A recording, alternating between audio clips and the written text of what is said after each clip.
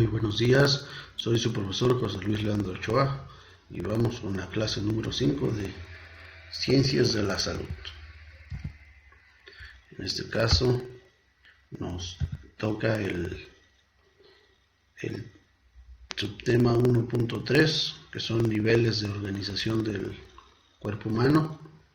Si me gustan ver en su libro, está de las páginas 29 a la 36.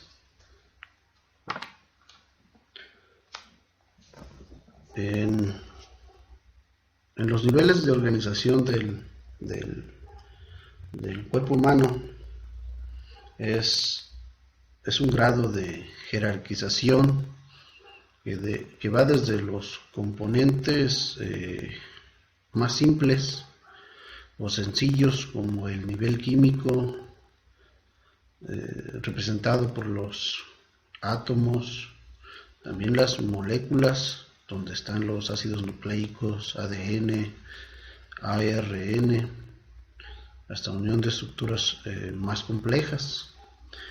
Estos forman las células. Estas células van a formar los tejidos, y estos tejidos a su vez van a formar lo que son los órganos. Después vienen consecutivamente los sistemas, también llamados aparatos, y por último a los organismos. Y a continuación trataremos brevemente cada uno de los niveles de organización. Primero empezamos por el nivel molecular. Este es el conjunto de átomos que forman las moléculas orgánicas. En este nivel debemos de considerar a los átomos, que al unirse forman moléculas orgánicas, mismas que estructuran la materia. Ya también en algunas clases sabrán cuáles son los elementos que forman la vida, o lo que son los bioelementos, que si algunos maestros, para que a ustedes se les queden mejor estos elementos de gran importancia, son los CHOMS: carbono, hidrógeno, oxígeno, nitrógeno, azufre. Y empezamos por uno de estos elementos que es muy importante para la vida, que es el carbono. Este elemento tetravalente, o sea que tiene 4 valencias, se puede ligar con otros elementos como el oxígeno, hidrógeno, amoníaco, azufre, hierro, etc., dando lugar a estas moléculas orgánicas. Desde el punto de vista biológico, el primer nivel de organización se encuentra con la formación de ADN. Es muy importante, ya que su estructura se encuentra contenida en la información hereditaria de un individuo, en el código genético. El ADN se forma de un átomo de carbono unido a 4 bases nitrogenadas. Si ustedes se acuerdan todavía de estas bases nitrogenadas muy importantes para la vida, que son adenina, guanina, citosina, y muy importante y representativa del ADN, lo que es la timina. La unión de estas moléculas en largas cadenas conforman la estructura de doble hélice. Y si se acuerdan de los investigadores que dieron por sentado la forma que tiene el ADN en forma de doble hélice, que fueron Watson y Crick, que describen la base estructural del código genético.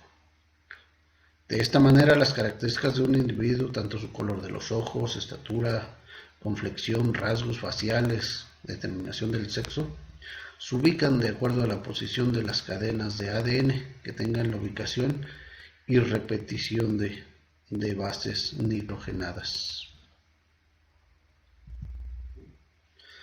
El siguiente nivel es el nivel celular.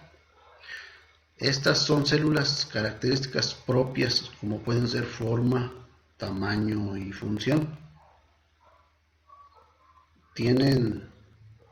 Estas son las que les dan sus propias características y función específica.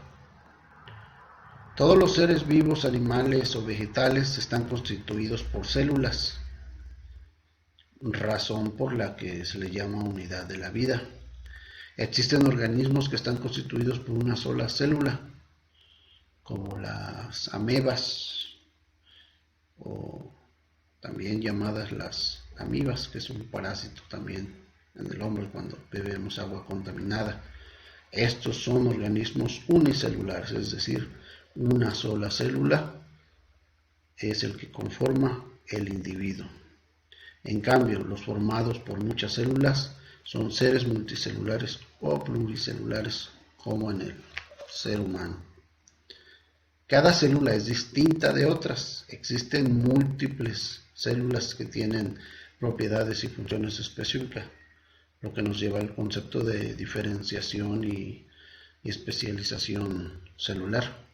Aquí observamos que existen formas y estructuras celulares de acuerdo con la función que realizan.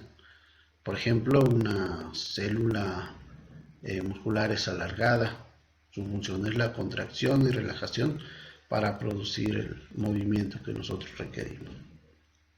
En cambio, una célula epitelial, cuya función es de recubrimiento para proteger alguna estructura, será cuadrada. En el caso de los espermatozoides, serán alargados con un flagelo para tener el movimiento que requieren para llegar al objetivo, que es el óvulo, y fecundarlo. Las neuronas, a su vez, son células nerviosas que transmiten impulsos, por lo que tienen prolongaciones llamadas axones y dendritas. Pasamos al siguiente nivel, que es el tisular o de tejidos. Este nivel es el conjunto de células iguales con la misma estructura y función. En este se especializan las células y adquieren una importancia. Las células con idéntica morfología se unen para efectuar una función específica, como por ejemplo las neuronas establecen contacto con otras neuronas, formando el tejido nervioso por medio de sus axones y dendritas, para conducir impulsos eléctricos, proporcionar las funciones sensitivas, motoras, características del sistema nervioso. Y aquí en este caso, en la imagen se visualizan diferentes tipos de tejidos, como es el tejido conectivo, tejido epitelial, tejido muscular y el tejido nervioso. Otro ejemplo también lo pueden ser los hepatocitos, y como se ve en su imagen derecha, las células que conforman al hígado, su función es realizar múltiples reacciones bioquímicas, producir enzimas y bilis, lo que forma el tejido hepático. Proseguimos con el nivel de órgano. Este es el conjunto de diversos tejidos que llevan a cabo una función específica, como por ejemplo puede ser el corazón, el hígado y el estómago. Tomando como ejemplo el estómago, y como tenemos en la imagen, vemos que está conformado por tejido muscular, mucoso y epitelial. Cada capa está formada por células idénticas con la misma morfología y función. Las células de la capa muscular son alargadas debido a que su función es contraerse y relajarse para producir el movimiento del estómago y para que los alimentos se saturen de jugos gástricos. Las que componen el tejido epitelial son cuadradas debido a que su función es de protección a las paredes internas del estómago para que el jugo gástrico no lesione estas estructuras. La capa mucosa tiene células productoras de moco cuya función es neutralizar hasta cierto punto la acidez del jugo gástrico. Además existe una capa secretora que produce dicho jugo, el cual contiene básicamente el ácido clorhídrico para iniciar el proceso digestivo de los alimentos. Es así que varios tejidos formados de distintos tipos de células se unen para formar una estructura ya, y que se va a llamar órgano. Seguimos con el nivel de aparatos y sistemas. Este es el conjunto de órganos que realiza una función compleja. Estos representan una organización orgánico, como en el caso del aparato urinario, el excretor, el secretor, reproductivo, sistemas como el nervioso, cardiopulmonar, digestivo, endocrino, locomotor, tegumentario, inmunológico y el hematopoyético. Y en este último es en el que ejemplificaremos. La hematopoiesis es el proceso de la formación de la sangre que se lleva a cabo en la médula de los huesos largos, tales como el fémur, húmero, cúbito, radio o esternón. Aquí se producen los glóbulos rojos, los cuales contienen un pigmento que es la hemoglobina, que tiene la función de transportar el oxígeno que nosotros necesitamos a todas las células que conforman los tejidos y órganos corporales. Además se producen leucocitos o glóbulos blancos y plaquetas.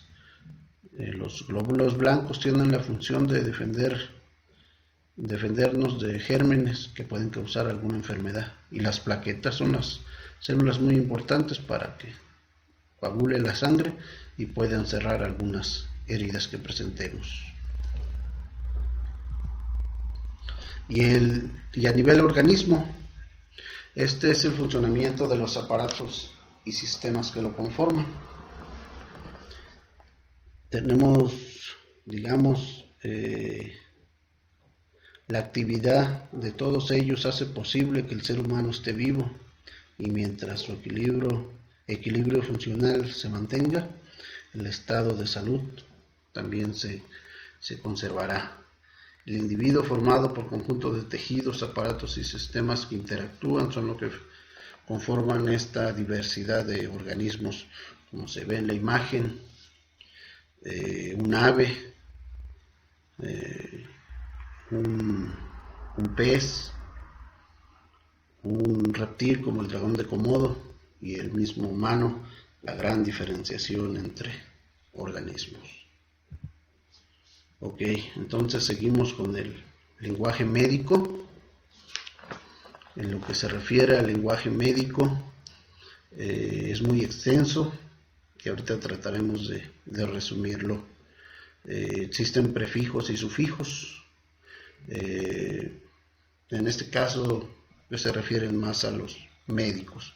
En el prefijo es una pequeña parte que se le agrega al inicio de la palabra para modificar su significado, como por ejemplo hiper, que elevado, e hipo, bajo, los aplicamos a los términos hipertensión e hipotensión. En el prefijo de hipotensión, que significa presión elevada, e hipotensión, que va a significar presión baja. Después tenemos los sufijos. En este caso es una pequeña parte que se le agrega al final de la palabra para modificar su significado. En este caso tenemos el ejemplo de algia, significa dolor. Si lo ubicamos después del término mío o mía, es más escuchado como mío, de miocito, que significa músculo. Tendremos mialgia, y que significará dolor muscular. Después vamos a tener lo que es la terminología básica. Esta nos va a indicar los planos y posiciones de los órganos y componentes corporales. En este caso tenemos el proximal y el distal. En el ejemplo, la articulación del codo es proximal al hombro, es decir, más cerca, mientras la mano es distal al hombro, es decir, está más alejada.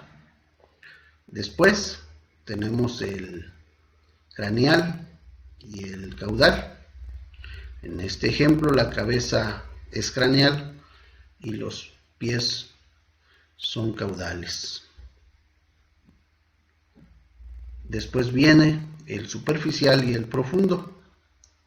Como por ejemplo, la epidermis es superficial, mientras que la grasa subcutánea es profunda. Tenemos también en la siguiente imagen de la derecha, superior e inferior. Ejemplo, la cabeza es superior y los pies son miembros inferiores. Está también el anterior o el ventral, posterior o dorsal. Ejemplo, la cara es anterior y la nuca es posterior o dorsal. Después viene la media y lateral, el ombligo es medial y las orejas son laterales. Viene en la imagen central que está en la parte de abajo. Vienen dos conceptos que quiero que tomen más en cuenta, que es ipsilateral, que en su libro viene como ipsolateral, que es del mismo lado del cuerpo que otra estructura. En este caso, por ejemplo, la vesícula biliar y el colon ascendente son ipsolaterales, es decir, que se encuentran del mismo lado.